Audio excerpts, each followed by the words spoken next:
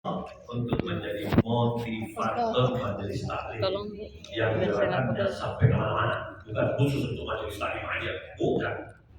Namanya doang motivator majelis taklim, tapi bukan khusus untuk ke majelis taklim, tapi orang-orangnya orang-orang majelis taklim, tapi dia menjadi motivator kemana aja dia mau.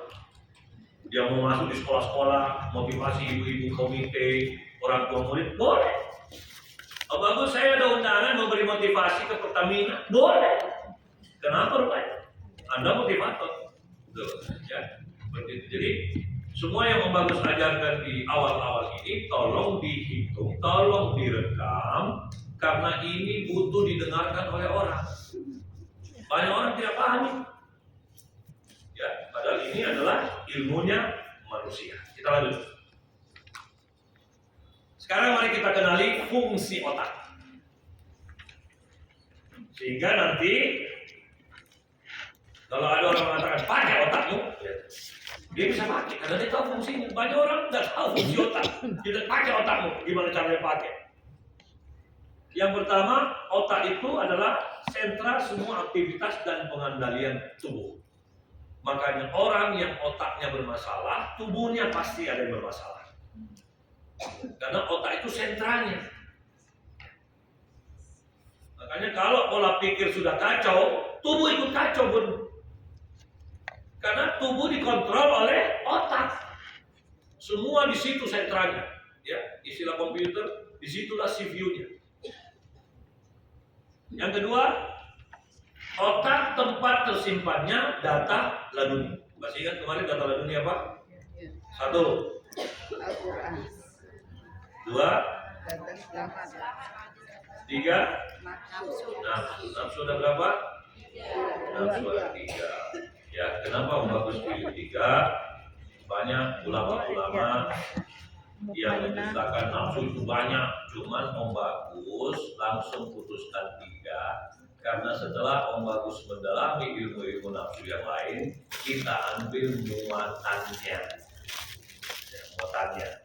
Misalnya Om, terus saya lihat kemarin juga ada yang di dalam grup WA masih masukkan nafsu ya.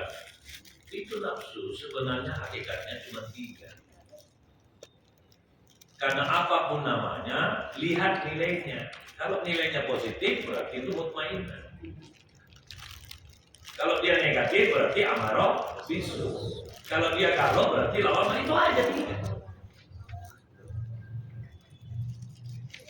Karena ada pemecahan nama nafsu kalau kita mendalami tasawuf.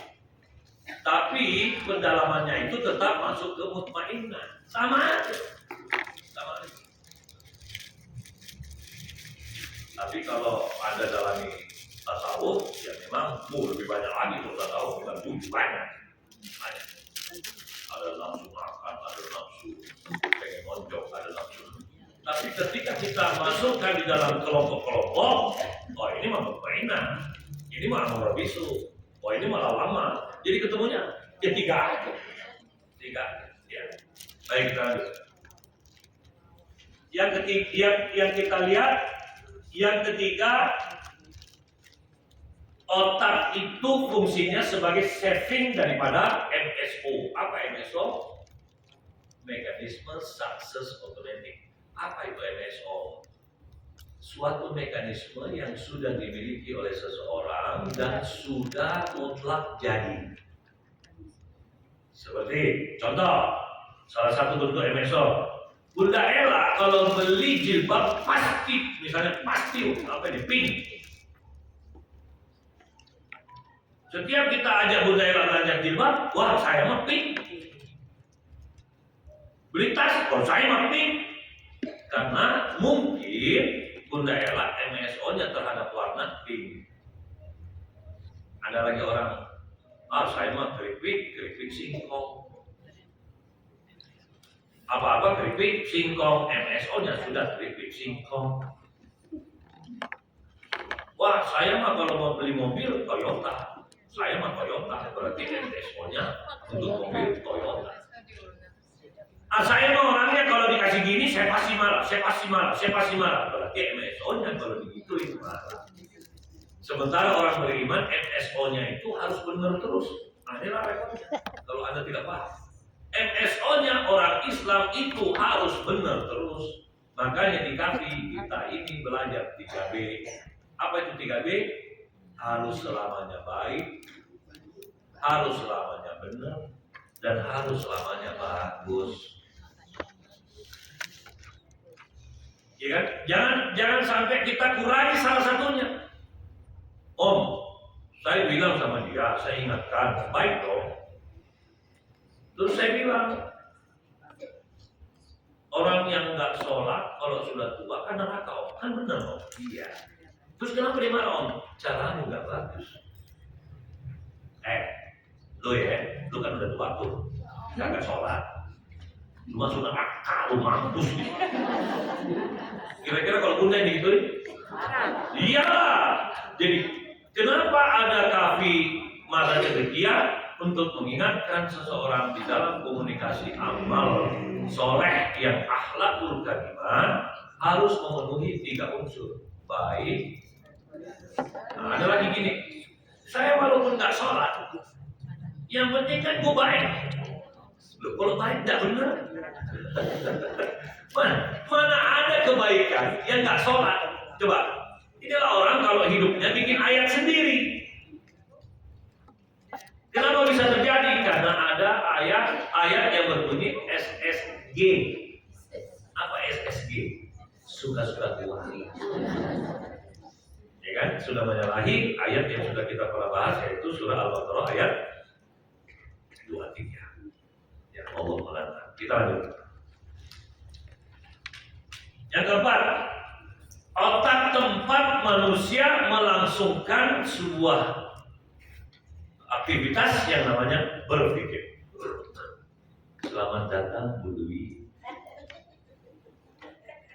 Jadi kalau begitu nyala pipi. Berpikir itu isinya apa saja om? Mengamati. Mengamati itu berpikir. Jadi ada orang siapa ya? Nah, itu berpikir. Yang kedua, filterisasi. Yang mana ya yang bagus? Itu filterisasi. Apalagi evaluasi. Kamu ini salah atau benar ya? Itu evaluasi. Menjawab pertanyaan, itu juga berpikir. Jadi berpikir itu tidak hanya duduk, ngomong gitu, bukan itu. Berpikir itu banyak. Merekam. Ya sama om bagus ngomong, terus ada yang mencatat, ada yang berpikir kencang. Nah, itu sebenarnya lagi merekam. Ada yang malas merekam, catat aja. Ada lagi catat aja, nanti di rumah direkam. Ada lagi bukunya yang merekam, orangnya nggak pernah. Jadi kalau bukunya hilang ilmunya. Apalagi mengolah. Oh, jadi gitu ya maksudnya. Terus kalau begini gimana om? Nah, itu orang lagi mengolah itu. Makanya jangan takut bertanya. Karena bertanya itu Anda sedang mengolah data yang belum matang. Ya kan? Karena masak pun harus ada pengolahan kan? Ini nih pengolahnya. Ya kan? Ada masakan yang kalau kita cuekin bahaya. Gitu. Kayak bubur ayam itu kalau kita masak bubur benawat Manado itu. Kalau masak terus tidak diaduk, sudah jadi kerak bawahnya. Ya kan? Seperti itu. Jadi biar nyampur itu bumbunya. Untuk selanjutnya kita memutuskan. Dan yang terakhir adalah bertindak. Jadi bertindak itu adalah hasil pikir. Oke, di foto aja bun, tapi di rumah dicatat. Dan boleh kita pindah? Boleh.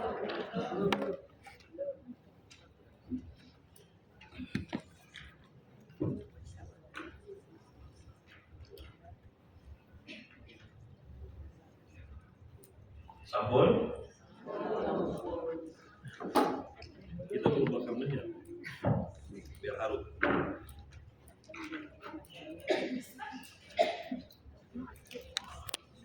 Ini kelamaan panas.